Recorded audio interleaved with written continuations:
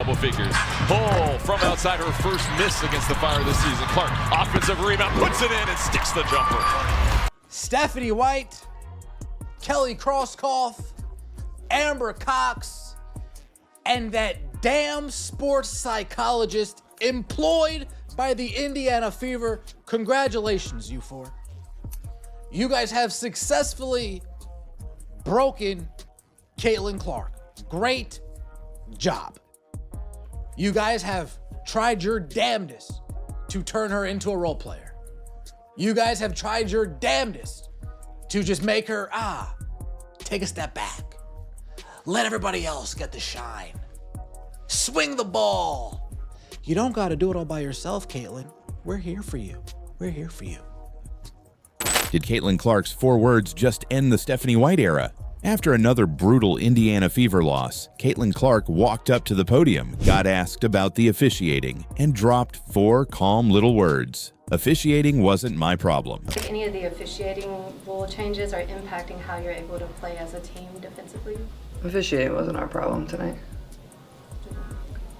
Caitlin, you have... On the surface, that sounds harmless. But when you look at what just happened on the court and what's been brewing behind the scenes for weeks, those 4 words might have just started the countdown on the Stephanie White era in Indiana. It's over.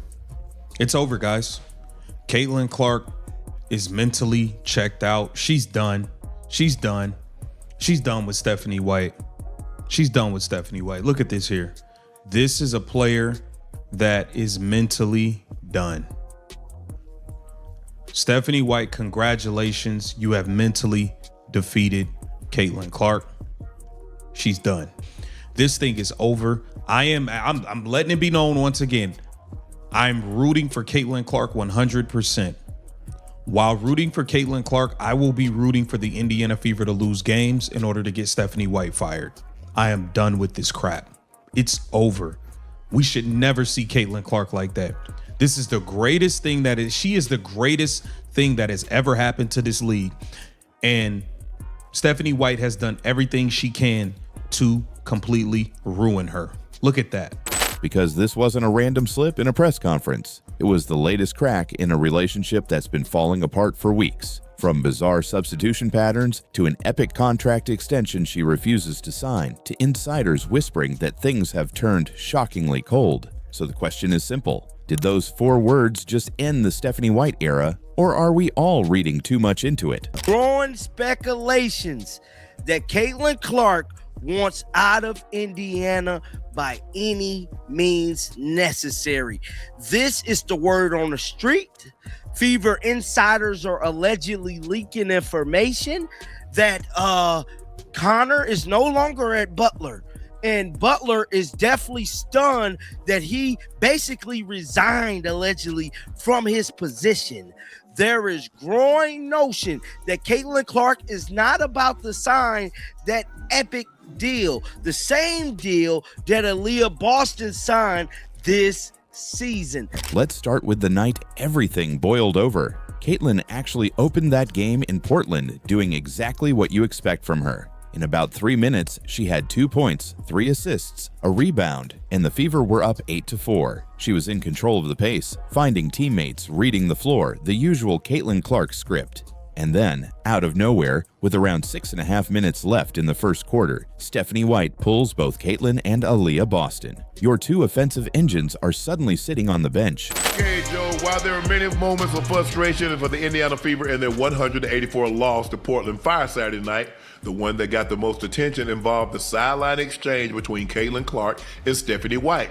At one point in the game, a fan caught a video of White and Caitlin arguing on the bench during the break in the action, presumably over defense. Let's look at this video.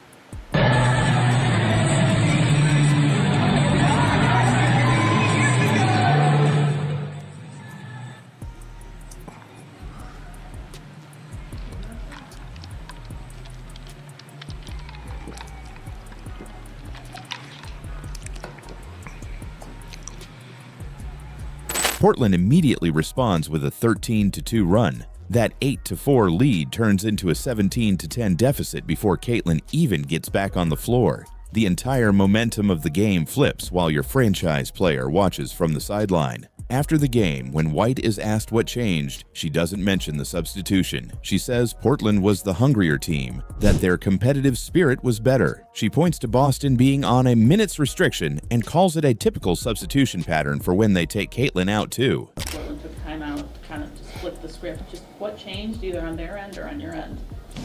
I just thought they were the hungrier team. I thought that they played with a relentless, effort, a relentless pursuit to get to what they wanted, to be disruptive on defense, to get to their spots on offense. I thought their competitive spirit was better than ours. And Caitlin had 3 assists in the first 3 minutes of the game. Then both her and Aaliyah checked out, I think, around the 6:30 mark. Then Portland went on a 13-2 run. Just what was the reasoning for checking them out, or did either of them request a sub? Well, AB's still in a minutes restriction, so she's coming out. And typically that's around the same time that we've been taking Caitlin out before. We didn't in Golden State just because, quite honestly, we didn't Raven in that environment without another ball handler on the floor. So that's been our typical substitution pattern. In other words, nothing to see here. This is just the plan. But that's exactly the problem. When your plan is to pull your best player 3 minutes into a game she's already controlling, and you stick to that plan no matter what the court is screaming at you, that's not coaching. That's management by routine. If I'm CBS, if I'm NBC, if I'm USA, if I'm any of these networks that agreed to say, you know what, we'll take some WNBA, but we want the Indiana Fever. And that's the version of the Indiana Fever you're going to get. What we just saw yesterday, that's the version of the Indiana Fever that we're going to get. The Stephanie White ball. Caitlin Clark not going rogue. When Caitlin Clark goes rogue, yeah, these networks get exactly what they asked for. They get exactly what they get every penny of what they asked for. But when she doesn't go rogue, when she plays within the system, when she gets subbed out 3 minutes into the game, and then plays for a few minutes, then subbed out again, and then plays for a few minutes, then subbed out again, well, they don't get what they're asking for. Caitlin Clark looked beat down on that bench. And I don't think it's the outside noise. Please. It's inside the building. It's inside the house. It's the coach. It's the general manager. It's the president. And it's the sports psychologist convincing her that all 3 of them are right in what they're doing. A real coach reads the game, recognizes when a star is locked in, and keeps her out there until the other team solves the problem. That didn't happen. Now fast forward to the press conference. A reporter asks Caitlin if the new officiating rules are affecting how the Fever can defend. It's the perfect setup for a rant. Nobody in this league has more reason to torch the refs than Caitlin Clark. She gets bumped, grabbed, and hit every single game. Clips of her getting hammered with no whistle are all over social media. Instead, she looks at the reporter and says calmly, "Officiating wasn't our problem tonight." If any of the officiating rule changes are impacting how you're able to play as a team defensively? Officiating wasn't our problem tonight. Caitlin, you have. That's it. 4 words. She doesn't take the bait. She doesn't turn it into a ref story. She takes officiating off the table completely. So if the problem wasn't the refs, what was it? Everyone who watched that game already knows the answer. The rotations, the philosophy, the way this team is being run. Those 4 words didn't protect the officials. They silently redirected blame back toward the bench. She never says Stephanie White's name. She doesn't have to. The truth is, this isn't about one substitution in one game. It's about a system that seems designed to mute the very things that make Caitlin Clark Caitlin Clark. They're whispering things to each other. This is after the crash out. This is after all of that. You see it.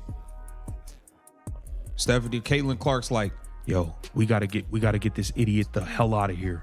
We gotta get this idiot out of here. Aaliyah, I will not be signing my epic deal if this stupid lady is still here. You will be here on your own, Aaliyah. I am not signing an epic deal at all. I will leave. That's probably what she was whispering to her. I hope that's what she said to Aaliyah. I'm done with this. I'm done with this. I want nothing to do with this lady. Look at it. They're 100% talking about this situation with Stephanie White. She's done. She's done. I mean, you checking them both out with 6.5 minutes left in the first quarter, ridiculous. Jason Whitlock said this: Stephanie White rotated her players like they were playing 3 games in 4 nights. It was actually Portland playing its 3rd game in 4 nights. Stephanie White played 11 players in the first quarter. Wrong coach. Fire that bozo. Fire that bozo. There is no reason to play 11 different players in 1 quarter. This lady wants to be the smartest person in the room.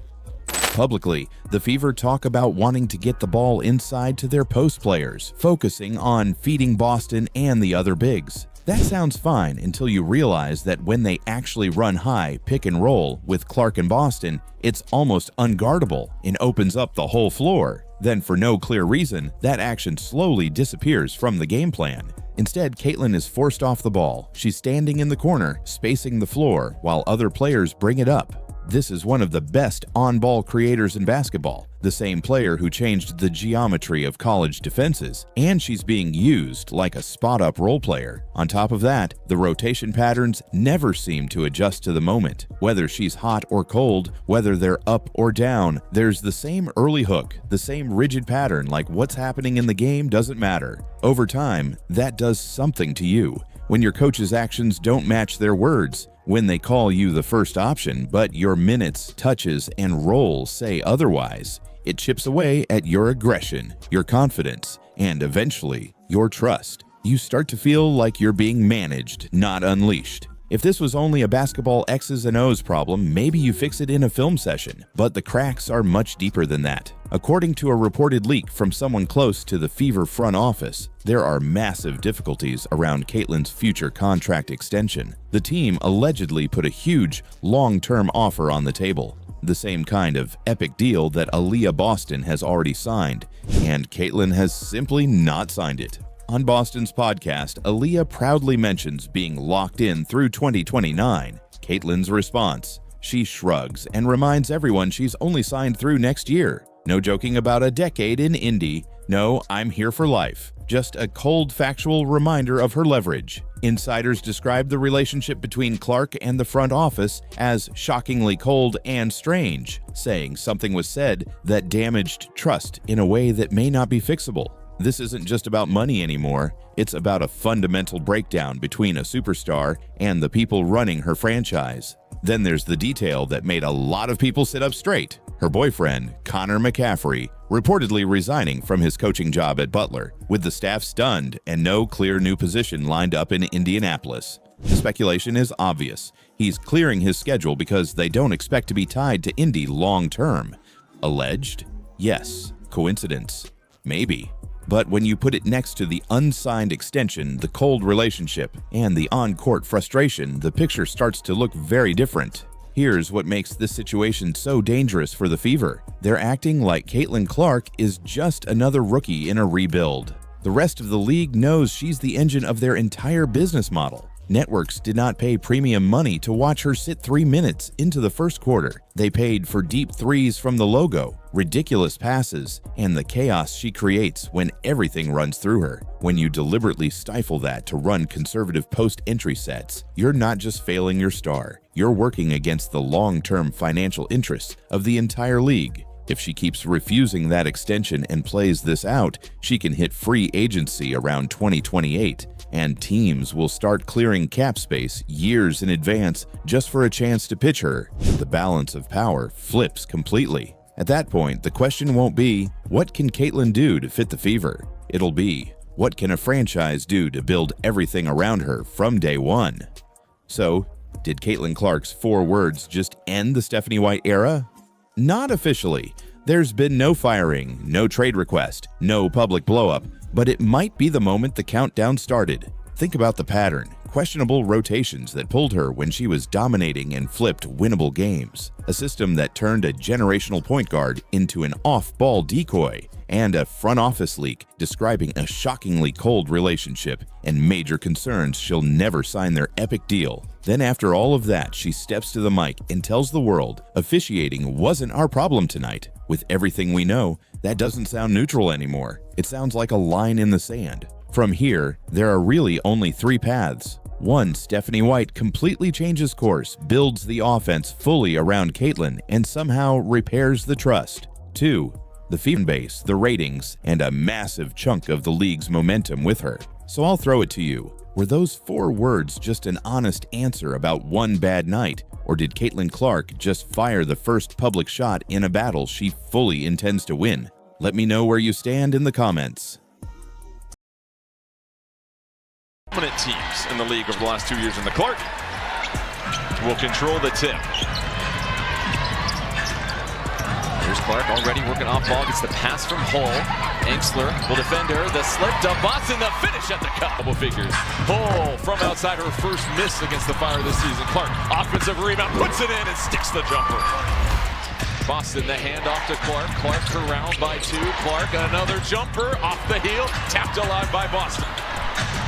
Clark in the paint, retrieves the dribble. Mitchell, what a cut, what a delivery from Clark. Clark, eyes down the floor, up ahead, Boston, great catch. The vision from Clark is into the rim, and Indiana sprints out to an 8-2 lead. Tell me I'm lying, bro. Tell me this is clickbait. People like to say John the clickbaiter. Tell me I'm lying that it ain't no conspiracy.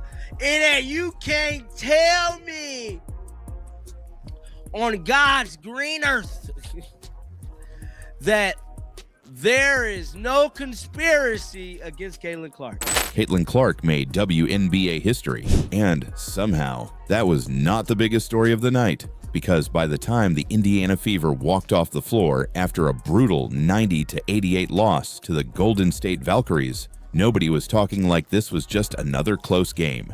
They were talking about the refs. Gotta be getting to Caitlin. But what's more importantly is these damn WNBA referees doing what they do. Altering the damn game. I mean, flopping is all over the place. They were talking about missed calls.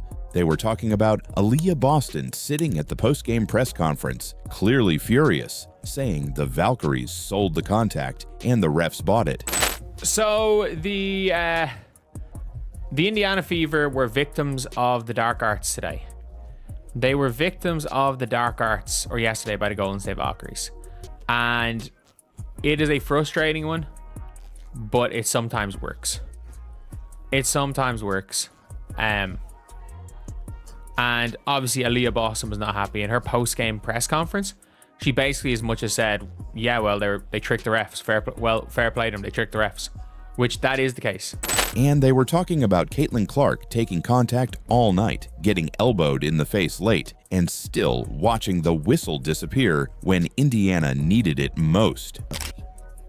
This right here is another video reaction of the Indiana Fever defense. Somebody said, my hat's off to you, Stephanie White.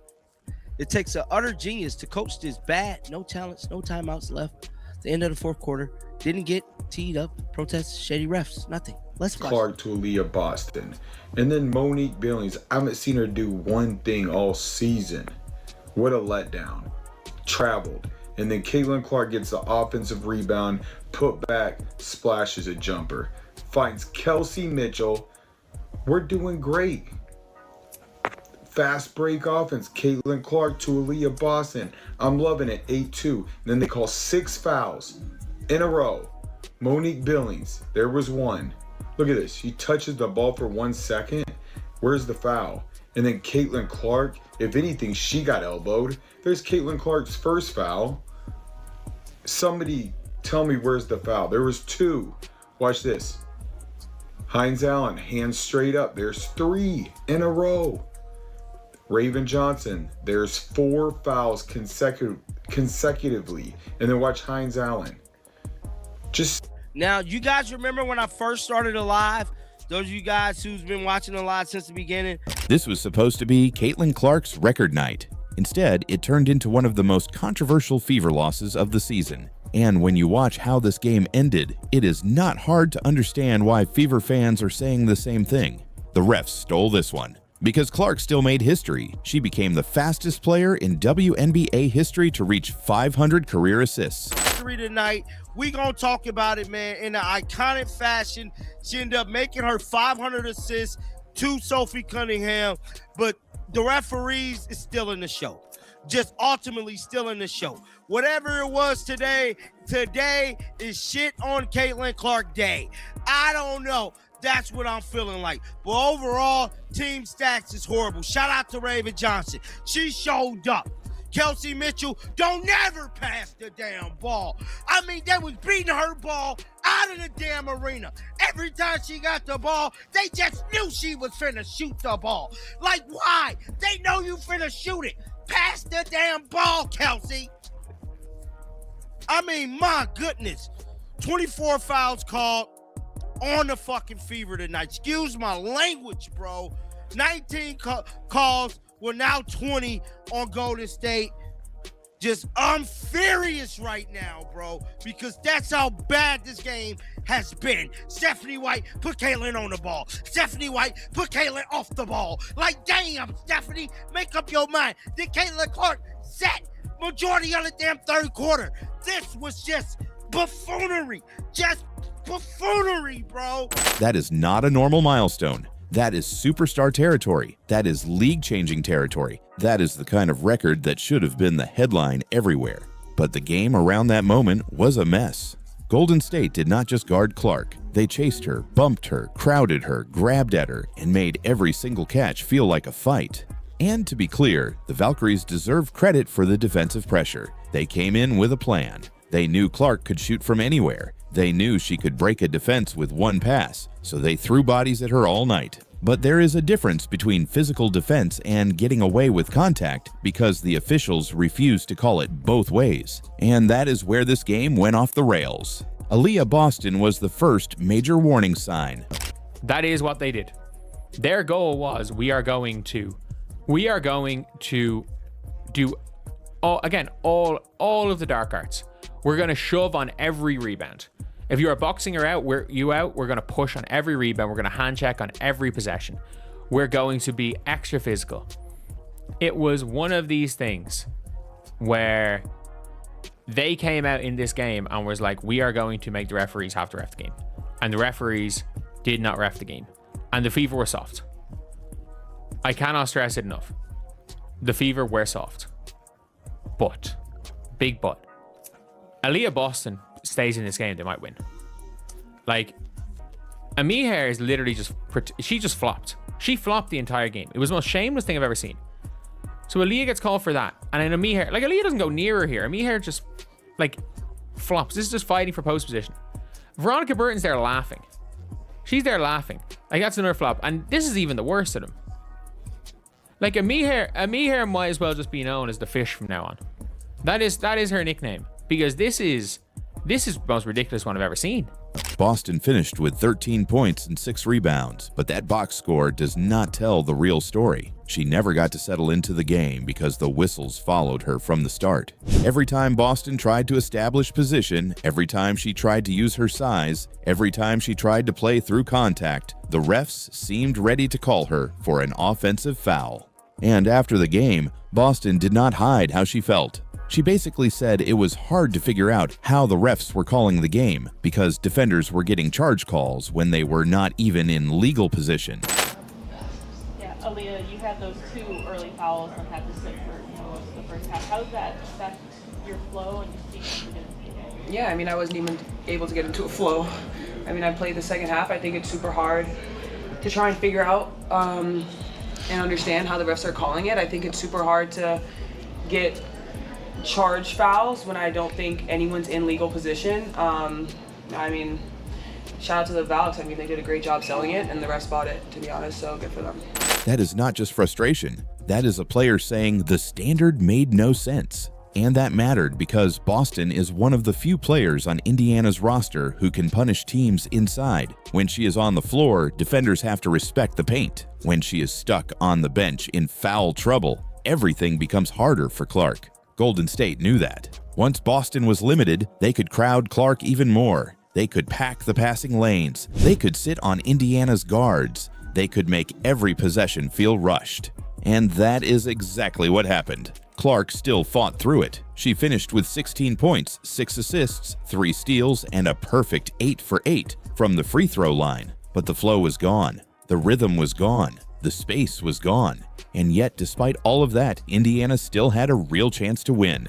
That is what makes the final minutes so painful, because this was not a blowout where fans are blaming the refs just to cope.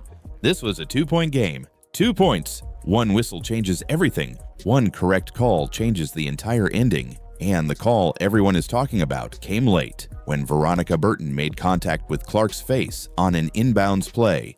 The Fever were right there. The game was still alive. The moment was huge.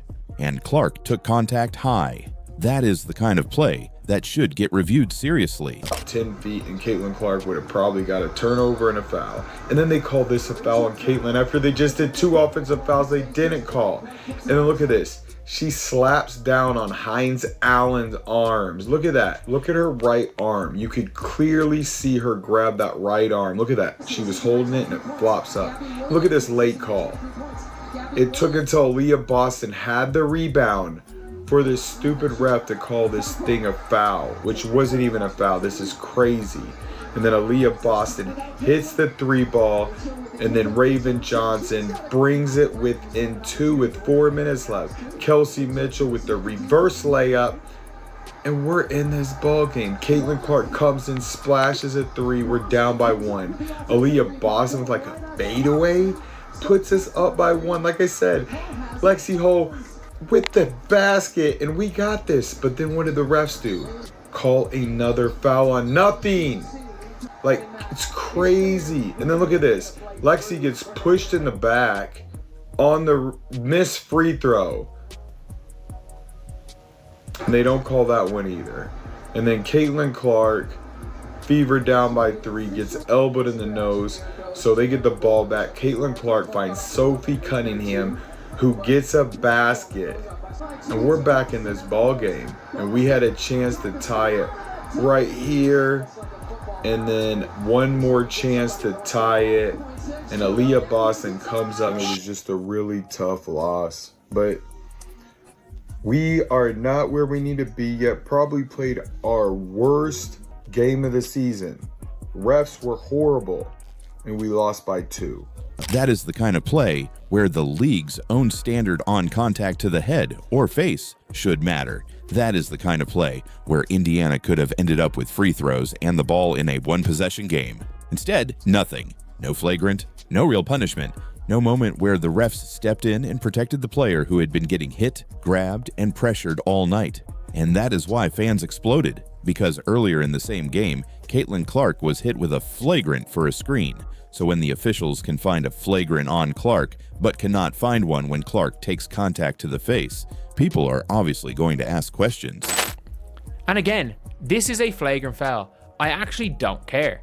I don't care what anyone says. You cannot elbow somebody in the face. It looked worse. You cannot elbow somebody in the face. You can't. That is a flagrant foul. That is a flagrant. You cannot. It is an unlucky flagrant, but you cannot elbow somebody in the face. And you know if that was a Fever player, it would be called. Because she gets the first, Veronica Burton had already gotten Caitlin Clark. She had already fouled Caitlin Clark. Then Caitlin kind of steps into her and she gets her. You cannot do this. You cannot get someone an elbow to the face. There's no such thing as incidental elbows to the face. That is a flagrant or a technical foul or something. That is not just a bad look. That is the exact kind of inconsistency that makes fans say the game looked rigged. And the Fever still almost survived it. Raven Johnson gave Indiana a massive lift off the bench. She scored 16 points on 7 of 10 shooting. And honestly, without her, this game probably gets away from Indiana much earlier. She brought pace. She brought energy. She attacked the defense. And on a night where so many of Indiana's main options looked stuck, Johnson looked fearless. Instead of becoming the celebration, it became the setup for the outrage. Because Indiana still lost, and yes, Stephanie White deserves some heat too. The Fever's late-game offense was rough. There were possessions where Clark was not used enough. There were moments where Indiana seemed to forget that their best creator, their best shooter, and their biggest pressure point was standing right there. On one key late possession, Clark was open. The Fever went elsewhere. The result failed. That cannot happen. When Caitlin Clark has already made history, when the game is hanging by a thread, and when the defense is terrified of her, you have to make the other team deal with her. You cannot let the game end with your superstar watching the biggest moment happen away from her. So yes, coaching matters, execution matters, turnovers matter, but none of that erases the officiating. Because when Boston is removed from the game by questionable charge calls, Indiana's structure changes. When Clark gets hit and does not get the whistle, Indiana loses chances. When one team is allowed to be physical and the other team is punished for trying to match it, the entire game tilts. And that is why this loss feels bigger than one night. The Fever are not just trying to win random regular season games. They are trying to build around Caitlin Clark. They are trying to become a real contender. They are trying to prove this roster can survive when Clark does not have a superhuman game every single night. But how are they supposed to do that if the standard changes every time the game gets physical? How is Boston supposed to dominate inside if defenders can fall backwards and get rewarded? How is Clark supposed to keep rewriting history if opponents are allowed to wear her down off the ball, grab her, bump her, and then still escape the biggest calls late? That is the real story. Caitlin Clark made history. Aaliyah Boston called out the way the game was officiated. Indiana lost by 2, and the refs became the center of the whole conversation. The Valkyries got the win, but the Fever walked away feeling like something was taken from them. And honestly, after watching the way this game was called, it is hard to blame them. Because Clark's record night should have been remembered for greatness. Instead, it will be remembered for the whistle. So now the question is simple. Did the Fever lose this game, or did the refs take it from them? Drop your verdict in the comments. And if you're still watching, comment rigged record, so I know you saw the whole breakdown. Here's Johnson to Clark. Fires for 3. It's her fifth. Inside a minute left to play here in the first half. Mitchell driving, will toss it up, count it. My God, bro. Oh my God, is all I can say about this game, man. It's like a minute and some change left in this game. About to get it pulled up for you guys right now. Caitlin Clark just turned the ball over. The crowd gotta be getting to Caitlin. But what's more importantly is these damn WNBA referees doing what they do. Altering the damn game. I mean, flopping is all over the place. Caitlin Clark just made WNBA history. But somehow, the Indiana Fever still walked out of San Francisco with the worst feeling in basketball. Wow. To say that was a tough watch, that would be an understatement. We got nothing we asked for, and we got everything we didn't want. The offense looked atrocious. The chicken with the head cut off offense looks bad. Stephanie White had Caitlin Clark off ball more tonight than anything we've seen so far this season. Not only off ball, but Caitlin Clark was left on an island all by herself all night long. Because this was supposed to be the night Indiana proved something. This was supposed to be the night they walked into Golden State, beat the Valkyries again, and showed the rest of the WNBA that their offense was not just exciting. It was serious. Instead, the Fever lost 90-88. And the part that makes this one sting is not just the final score. It is that Caitlin Clark reached a milestone no guard in WNBA history had ever reached this fast. And Indiana still let the game slip away. We stayed up for that? Question mark? Yeah, we did. Oh, Aaliyah Boston. Can we just keep it real? Are we seeing $6 million worth of basketball out of Aaliyah Boston? I'm just wondering. I'm officially saying it out loud. I mean, Lord knows, like I say, I'm hanging out in the Ben Daniel watch party stream. I got to tell you, Leah Boston takes a lot of heat in there. And as she should. Takes the last shot. Had multiple opportunities to do something in this game. Nah, forget about it. I'm still not exactly sure what offensive philosophy Stephanie White's got going on. If Caitlin Clark does not, once again, I'm going to say it, if Caitlin Clark does not take over a game, they lose. And by the way, Raven Johnson should have been on the floor a hell of a lot more tonight. Plain and simple. I mean, Raven Johnson should have been on the floor more tonight than she was. Kelsey Mitchell, yikes. Clark entered the night sitting on 497 career assists. She only needed 3 more to hit 500. And when it happened exactly how you would expect.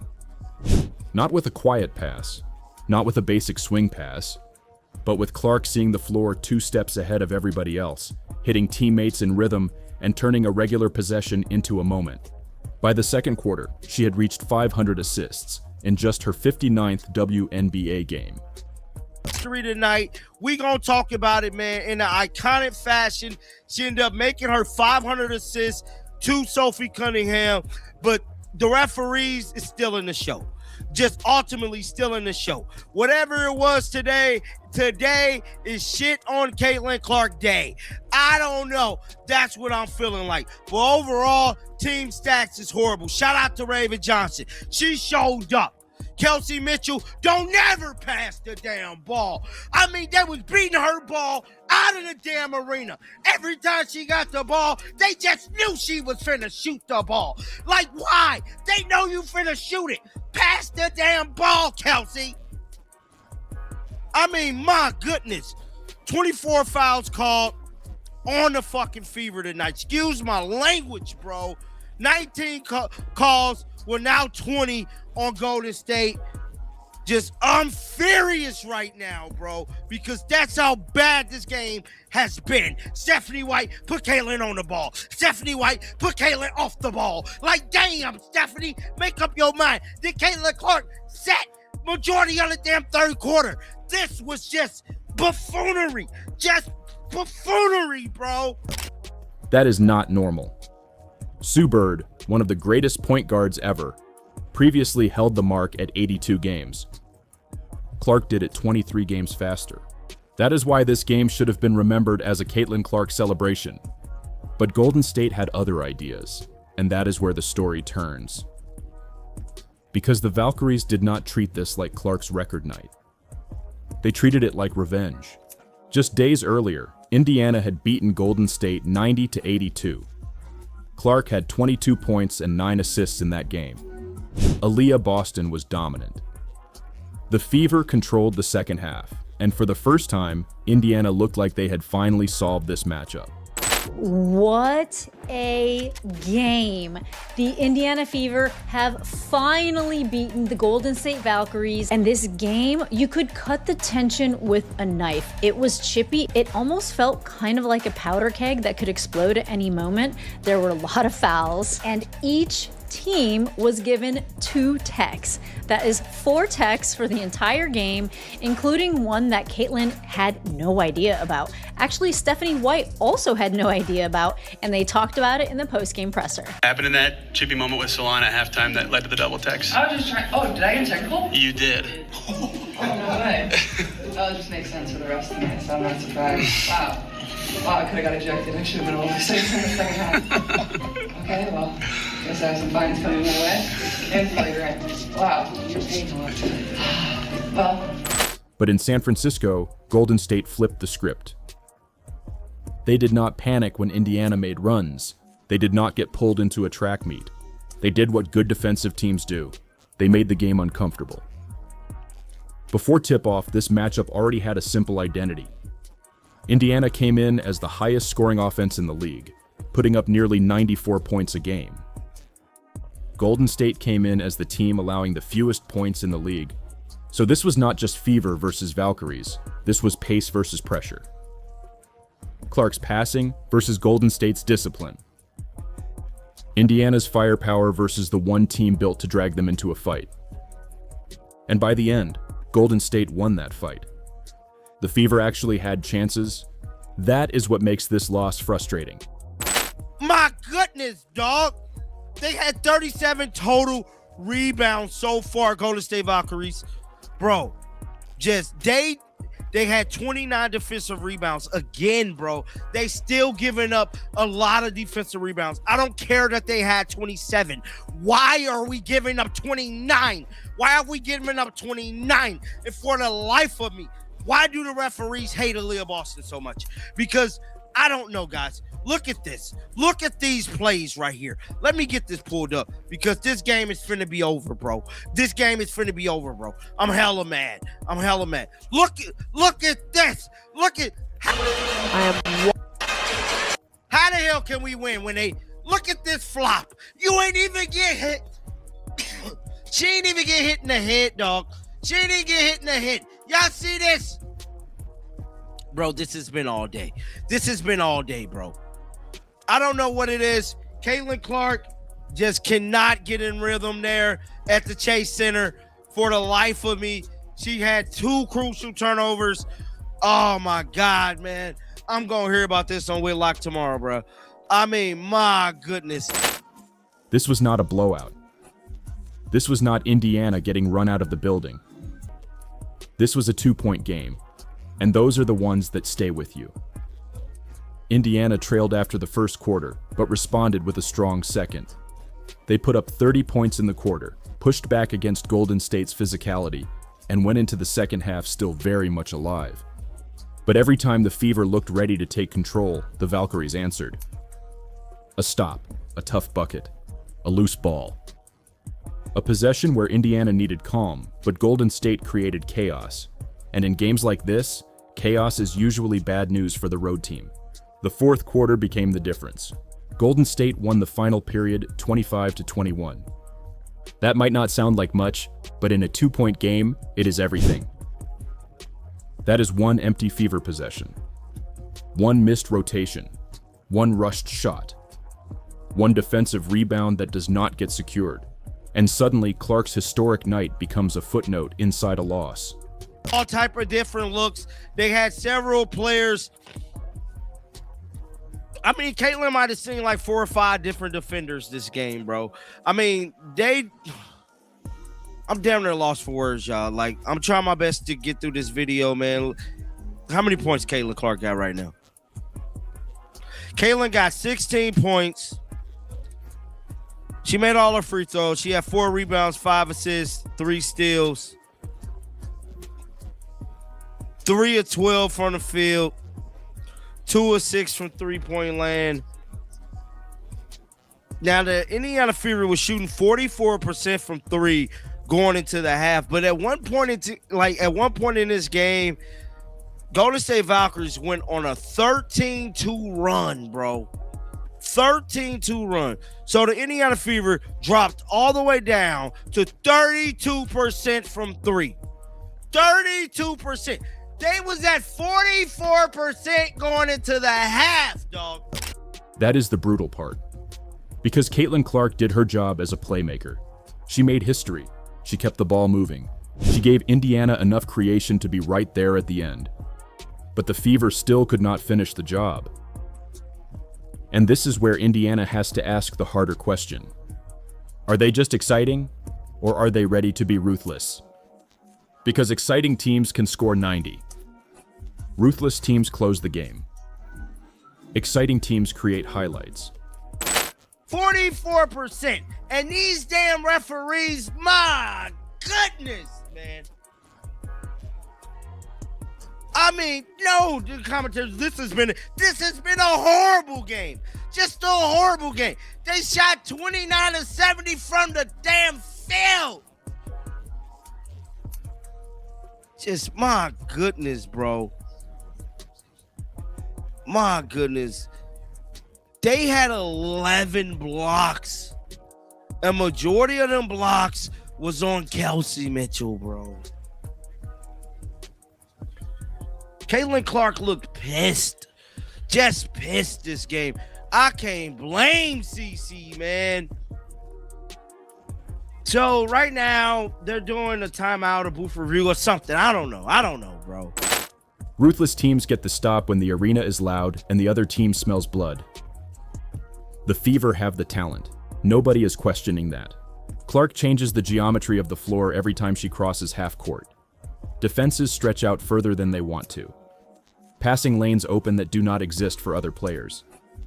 Teammates get cleaner looks because everyone in the building is staring at number 22. But Golden State showed the blueprint again. Make Indiana work. Make Clark see bodies. Make every pass, every catch, every entry, every screen feel just a little more difficult. And if you keep it close late, force the Fever to win the ugly possessions. That is where Indiana still has to grow. Because this was not just about one game in May. This was about what happens when the Fever run into a team that does not care about the hype. Golden State did not care that Clark was making history. They did not care that the Fever had beaten them days earlier. They did not care that Indiana had the more explosive offense. They turned it into a possession-by-possession test, and Indiana came up 2 points short. But here is why this loss will get attention. Caitlin Clark's records are becoming so normal that people almost forget how insane they are. Fastest changing how teams defend, already carrying the attention of the league every time she plays. And now she is doing things faster than legends. But the Fever are entering a dangerous stage. Because when your superstar is making history, the expectations change. Close losses are no longer cute. Moral victories are gone. When Clark delivers a record night, Indiana cannot afford to waste it. That is why this game matters. Not because the Fever lost by 2, but because they lost on a night that should have belonged to Caitlin Clark. Golden State stole the ending. The Valkyries got the win. And Indiana now has to sit with the same uncomfortable truth. Caitlin Clark can make history. But the Fever still have to learn how to finish. And if they do not, nights like this will keep turning from celebration into regret. If you're still watching, drop History Wasted in the comments.